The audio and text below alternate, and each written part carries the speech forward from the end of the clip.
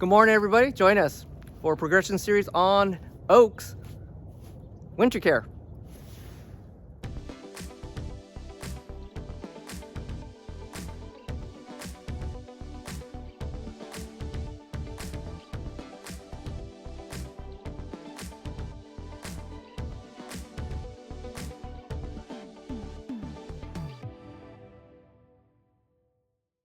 Hi, Michael. Hey Tom, how are you? Wonderful. Thank you for doing this progression series on oaks. I know you're an expert, especially on cork oaks. So our last time we came back, it was July. It was late July, early July. I don't remember. It's in July. That's what I remember. It was heat in summer, and you were pushing back your trees from the spring growth. And then let's follow this one tree particularly behind you. And then what was the results from that summer maintenance? So again, always what I'm trying to do with my oaks is to keep the growth on them balanced. And so I like to see about the same amount of growth even over all the whole tree. And then if I'm starting to see too much growth in one area, I'll even push it back a little bit, maybe within, and leave the lower branches to keep growing strong. Okay. So very similar to your elms. Exactly. Very similar to your elms. Exactly. Okay, so what we're looking at now is the result of me going ahead and doing the July pruning, and then coming back maybe one time during the middle of August or first part of September and pushing back some of the top parts of it and letting the bottom stuff to continue to grow. And so this is about where I'm at now. And all of this stuff needs to be pushed back and reshaped, and anything that's new that's maybe blocking the view from the peak of the trunk line is going to get pushed back or eliminated. Okay, so again, let's kind of recap. So you trimmed this in July, got the overall silhouette. Again, if you had to let the bottoms grow, you let the bottoms grow, but then you came back in like early or late summer probably, and because oaks like to grow strong at the top, push some of that growth back. So kind of force that energy back to the bottom. And force the energy back to the sides. Okay. So, a lot of this stuff is, from July forward. So, nice, strong. Look at these growth. Look at these growth, man. Nice, strong, good-looking, healthy growth. One of the things that I did with feeding this year was a little different for me. Was I covered up all my root balls with sphagnum moss. Oh. So what I did was I put a lot of food onto the soil. Okay. And then came back and covered it up to help keep it moist and break it down a little faster. Okay. And that seemed to really work. Where did you get your sphagnum moss from? I'm having trouble finding a good source. Lowe's and Home Depot. Really? Just in big bags of it. But I don't buy the bales. Okay. Like a lot of guys buy bales. I haven't done that yet. I haven't gone to look for that kind of stuff. The reason I'm asking is I use it as insulation or summer insulation for my Japanese maples, because they're really, I found out they're really responsive with that nice layer of insulation to keep the root ball really cool and moist. Yeah, and that helps a lot. It does, and I've noticed. I'm trying to find a really good source. If anybody knows a good source, I'd love to know. I cut that stuff up into like 1/2 inch to 1 inch strips, and just mix other moss in with it and pack it down all over the top, and it really works. But the growth is amazing. I gotta admit, this is really strong. Let me kind of get closer. You can see it's really difficult to see, but it was really thinned out in the summertime. I remember it was really thinned out. You can really see through it. It has like just canopied basically. I mean, just full canopied out. Look at that. Got some really strong growth. You can see some of this really strong. Look at that. That's like 9, 10, 11, 12. Geez, that's a long. That's amazing. So you're feeding it heavy too, I presume. Yes, oaks like really organic food. The Osmocote just keeps it nice and healthy and green. But put a lot of organic material on as well, and they really respond to that. So they do. And they like moisture, a lot of moisture. I know that, so it's important to keep them well drained, deep. They like a little deeper pots. The shallow pots, not so much. So even like this oak forest that I have over here, that 3 trunk piece, that's got a really tall mound on it, okay. so it's pretty much the same as a deep pot. So oaks, they don't like shallow pots. They kind of like on the Not so much. I haven't seen a lot of people be real successful with deep pots. Got it. So unlike elms, Shallow pots on oaks. They prefer. kind of the deep, the protected root ball. But even this root ball here, you can see is huge. It is. It is. I mean, imagine trying to put that into a shallow pot. It would be counterproductive. It needs that, that nice drainage and strong. I mean, this thing is probably what do you think that is? 10, 12 inches across? Easily 12, 10 inches. It looks like, for me, it looks like 15. Yeah. But that's not even the bar showing at the bottom. It's just that root ball. It's amazing. So, this is about as small a pot as I would ever put that in. Really? Right Okay. now. I mean, it's something I know. Like, I've been trying to push into smaller pots, and I've noticed they get really weak really quick. Once you get in a shallow pot, they really don't like it. Their roots touched. Yeah. So, what's our plan for winter care? So, what is your idea? Same thing that I would do for elms. I'm going to push this back, help build up, keep the ramification, open up areas so that we're looking into the trunk a little better. It's going to get all of the herbicides and insect spray that I can. Probably take this off. This was repotted last year, so I'll take this bag of moss off. Okay. And rake it out and put some fresh soil on the top, and then go back with some more sphagnum moss on the top. I'll keep feeding this throughout the winter with Osmocote, and then by early spring, when I begin to see it's budding, I'll put some organic material on it and keep it going. So these guys like to be fed, period. All of my trees respond well to lots of food, so I try to keep them all well fed. Okay.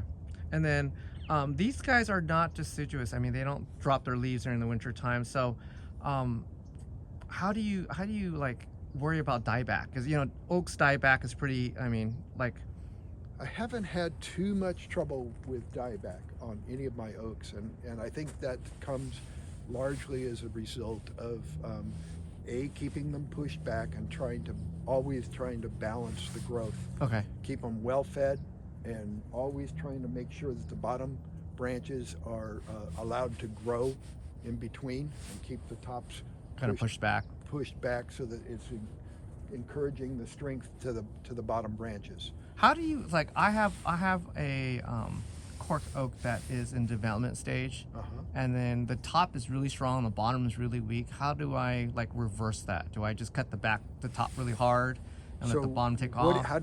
First of all, what do you have it planted in? Oh, it's in a grow pot right now. So in a grow pot, deep, so nice no, deep. It should be probably deeper. I've been playing. This is the one I played with the root ball, so I understand that it doesn't like a shallow root ball. So if it were mine, what I would do is I would put it into maybe a wooden box. And just let it grow. And put it on the ground someplace. Okay. Gravel like this, where you can,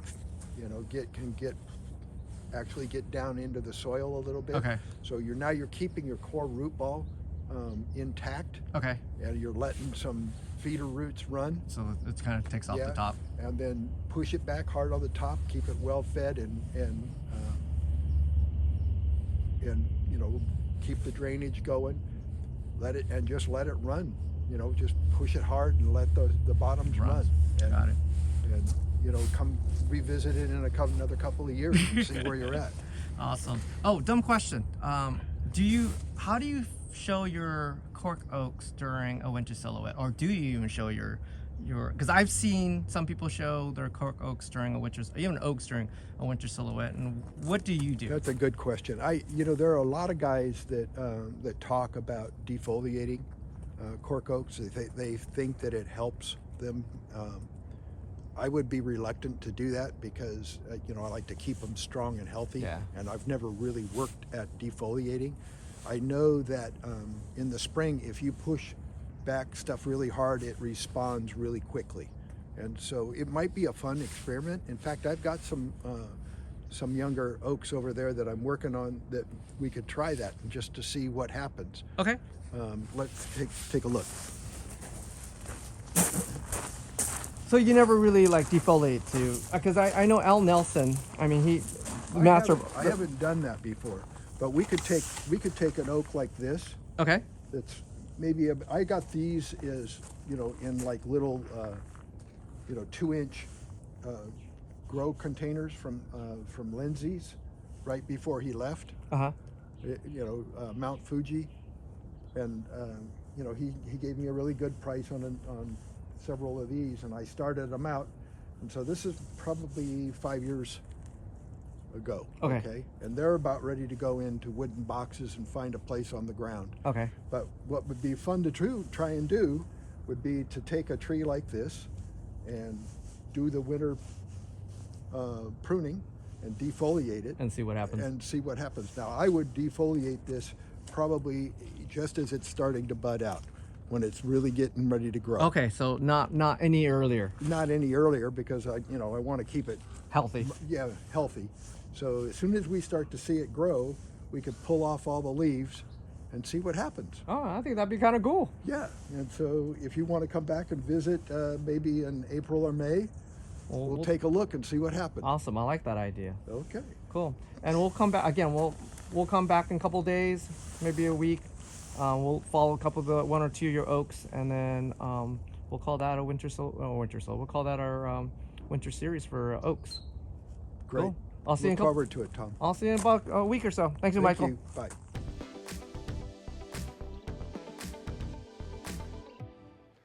So Tom, you and I were here, I think, in mid-October, looking at. November. I think it was November. Well, I was supposed to have it cut back by November, and I didn't get there. There were a lot of things on my plate this year that didn't help out. So I didn't get. I generally like to transplant in the first couple of weeks of February, and I like to prune on the oaks sometime in late October, early to mid-November, and I just didn't get to it. It didn't happen.